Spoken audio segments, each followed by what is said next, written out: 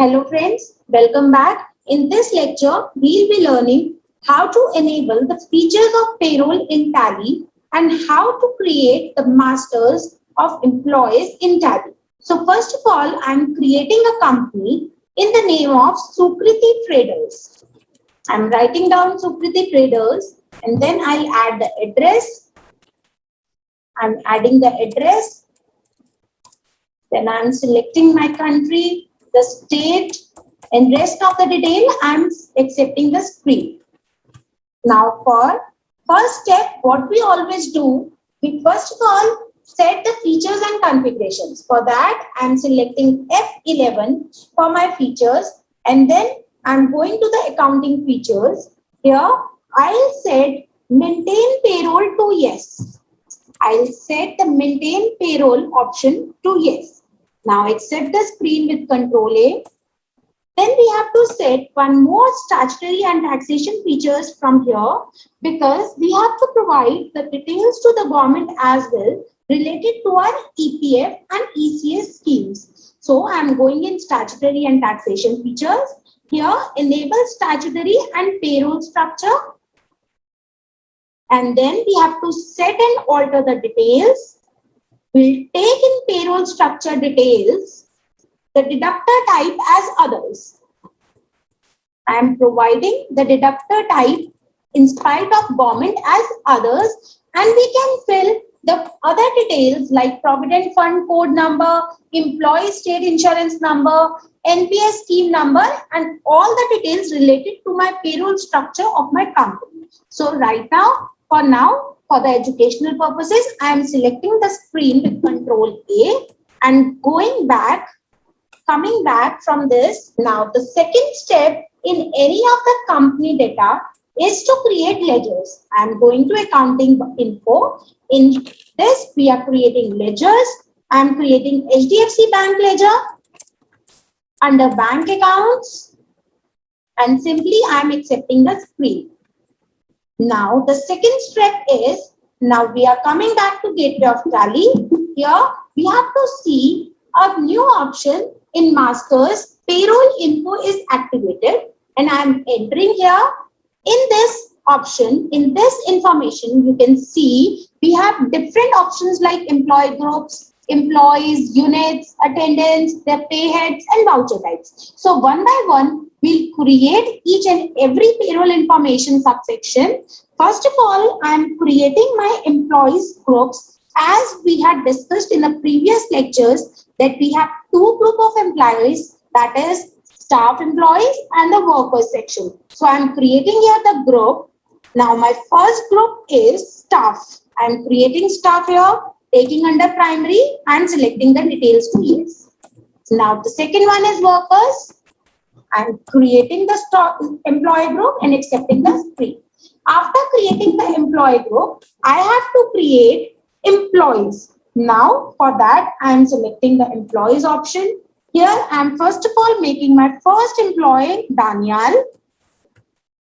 Under staff, I'll select Daniel under staff as this was from my finance department. And I am giving here the date of joining 1st April 2020. Now I'm entering the option and I'll provide the bank details of this employee over here. I'll select yes and I'm providing the account number, the IFSC code, provide your bank name over here, like I'm specifying the bank name, like SBI, then the branch, let's say I'm writing here, Jyoti Road. Now next, we have to select the transaction type, like I have to pay with check. You have to take it under the regular tax design and then you can provide the PAN number, Aadhaar number or any of the details that you are interested to provide it. For example, I am providing here the PF account number, ESI number, date of joining, its PRAN number, ESI number once again, and the dispensary name. Now I am accepting the screen. Likewise, I can prepare the ledgers or the employees from here only. I'm preparing for Preeti under staff. And like we have prepared for Daniel, we can provide the same details like we had provided in the Preeti. Now double enter the IFSC code. And we can select the details. We can fill in the details like PF account number, ESI number, date of joining. The same we had done in the previous lecture, previous employee creation. Now the next comes is Joseph. We have to prepare this under worker. Why? Because this belongs to our factory section. And same way you can provide the details here. Now PF account number, ESI number and other details. Just set the screen. Now next is Sukriti. I am making for Sukriti under worker section. And the same way we had done for others. Fill the details. And then and accept it to yes. Now, as you know, for maintaining any kind of payroll structure, the first basic thing that you have to do is to maintain the unit of work that you have to describe in which manner you are going to describe the attendance of your worker and your staffs. For that, I am making the unit of work as mentioned here. I am selecting units and here I am creating the units in the form of H for hours. I am writing here hours and the decimal points will be 2 and then accepted. Now another I will make the minutes like M and same way it will be 2.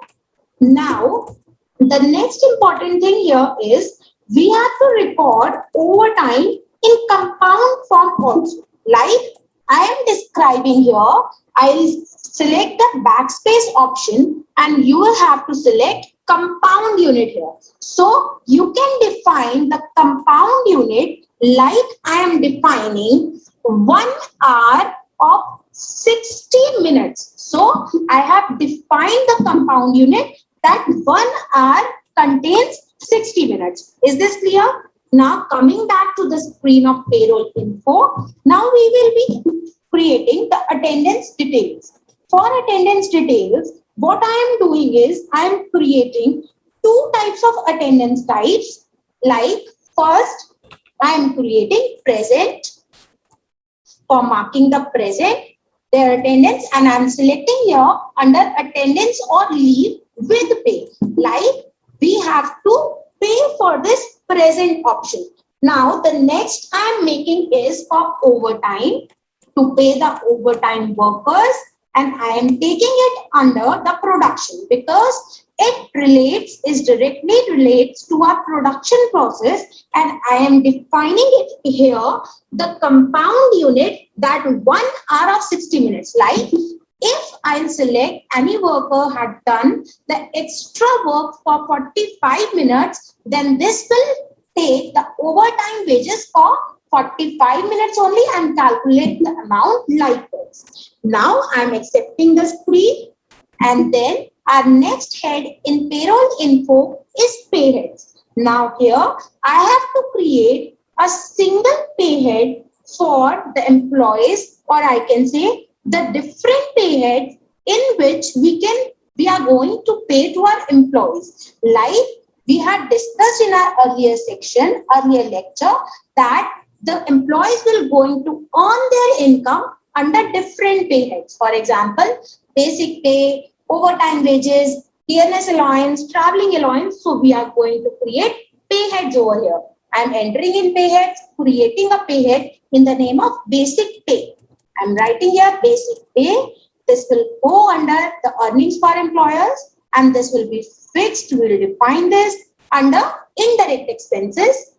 I'm taking it under indirect expenses, and then we have to select here on attendance basis. Why? Because we'll pay them the basic salary according to their attendance. Now here we have to, if the employee is present, then only the attendance will be marked. and according to that, we'll pay them the basic salary.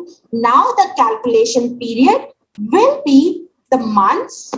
As per the month we'll be calculating, and the calendar period will be, the calendar month will be user defined the month of 26 days. As we have discussed, we will calculate the salary as a month of 26 days. Now I am applying upward rounding here, that it will calculate, and then I am accepting the screen. So you have to create a pay head as overtime pay under earning for employees. This is a fixed under indirect expenses, and this is overtime. This will be on production. This will be calculated on production and overtime. Now I am accepting it. I am creating my another pay head as dearness allowance. This is also the earning of employees. This will be fixed, indirect expenses, and then this will be calculated on the computed value of DA. Now I am taking here on specified formula. I am providing a specified formula as we had discussed in our last lecture, that we will be giving the dearness allowance on a specific formula. So we have calculated the DA on our basic pay. So I had taken the basic pay over here, and I'll be ending the list. This will be effective from 1st April. If the amount is up to rupees 5,000, then the percentage will be 20%. Now, if the amount is greater than 5,000, then the percentage will be 10%. This is the same formula that we had discussed in the previous lecture. So I had defined a specified formula for dearness allowance, and I am accepting the screen. Now the next head that comes is the house rent allowance. And in the same way as we had done for the dearness allowance, we will be defining as under the earning for employers. This is the fixed expense under indirect expenses. This will be also calculated on the computed value. And here I am giving the formula, and this will be calculated on the basis of our basic pay and pay head and dearness allowance. Now I am giving it the effect that it will be on flat percentage of 30% as we had discussed or calculated in our previous lecture. Now the next is our traveling allowance head. The same way we had done for the others. This is also the indirect, and this is the traveling allowance was on flat rate. So I'll be taking it on the flat rate calculated on the basis of months, and this way you will be accepting the screen. Now the next pay head is the variable pay. The variable pay, or what was that? That was incentive. So this is also the earning, but this will be variable, and this is our indirect expenses. And in the variable pay, this will be as user defined, like I will be defining at the time when I am deducting the salary. Now, we comes to the deduction. Here, the first deduction was employees PF contribution. I am making a ledger or a pay head, employees contribution at the rate of 12%. Now, look at here. Here you have to select, what is this? This is the employee statutory deduction, and here I am taking it forward to the PF account number 1 under my current liabilities, and I'll take it yes as PF. Now this is on computed value, and I'll define the specified formula over here. This will be paid on the basic pay, and the formula will be, if the value is below 6,500, then this will be on the percentage of 12%, and if it is above 6,500, then the value will be 780 rupees. Now I am in this way accepting this deduction. Now, as you know, our another deduction was professional tax.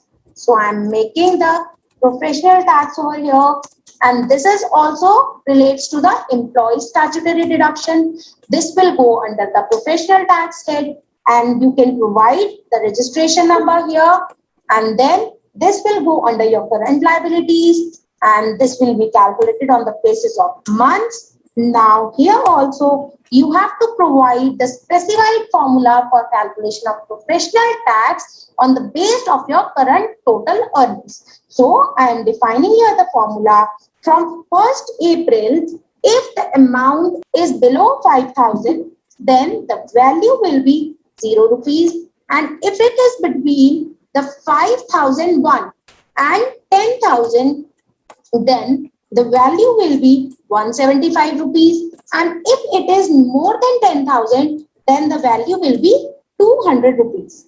Now I am accepting the screen. In this way, you are done with your professional tax.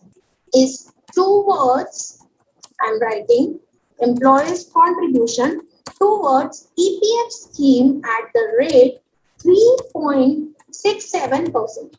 We had discussed this also. This is the employer's statutory contribution. Now I am taking it here, the PF account number 1. This is our indirect expense. Now, as we have computed earlier, this is the same way we are computing the employer's contribution.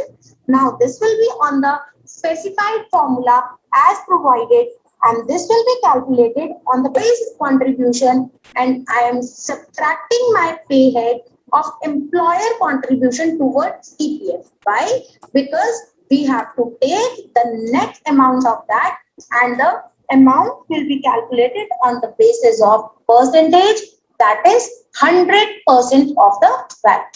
Now I'm accepting the screen. Now the next is we have a pay head of salary payable. Salary payable. Now here this will not be, there will be no head applicable, and this will simply go under my current liabilities. Next pay head I am making is PF payable. The same way we had made the salary payable, this will also not go to any of the head and will take under current liabilities. Now the next thing, we are ready with our pay heads. Now the next payroll, next thing we are ready with our pay heads. Now the next payroll information subsection is our salary details. Now we have to define the salaries of fixed salaries for staff group and the workers group. So the salary details, I am defining the formula for workers and the staff group differently. Now I am defining here first of all the worker group, and here this is demanding me the date from which date this formula is applicable. I am writing here 1st April 2020. Now I am taking my basic pay. Now the next is overtime. This will also take the data, DNS allowance, your house rent allowance. Now the next was traveling allowance, variable pay. I have to take the variable pay. Next was employees PF contribution towards at the rate 12%. Now here is employees PF contribution. Now I am taking one more deduction of professional tax. Now I am taking employers contribution as well. So this is the basic formula that I have defined for any worker, and I am accepting the screen. Now after preparing and defining the data or the formula for workers group, I'll be defining the salary of Daniel. So for Daniel, I am selecting here the Daniel group, and I am writing down the date. In here, in this pay head, you can start afresh. You can define the formula from the starting as well, or you can copy it from another employee group. So I am telling you here how you can copy from another employee group. I am entering here, and you can select from the list of employee group. Now I am defining the basic pay over here, that is 10,400 rupees. And what next I'll define? I'll define the traveling allowance of 1,200 rupees. Rest of the heads will be calculated automatically when I will be deducting the salary of employees from my company.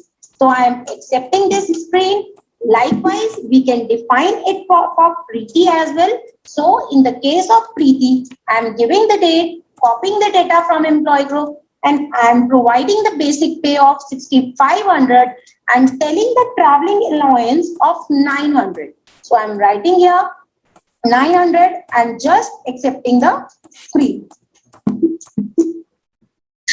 Next, we will be defining the salary of Joseph, and here I am taking the date 1st April, copying from parent value and defining the basic pay of 2080 per month and defining the overtime pay of 20 rupees per hour, and then I am telling the traveling allowance of rupees 300 rupees per month, and rest of the options I am selecting the screen. Next, we have to define the salary of Sukriti. For Sukriti, we have basic pay of 3,900 rupees per month and overtime pay we have 37.50 rupees per hour, and in the case of traveling we'll be providing 550 rupees per month, and just we have to select all of the details. Now in this lecture we are ready with all the basic setup related to payroll structure, and we had created the masters in Tally.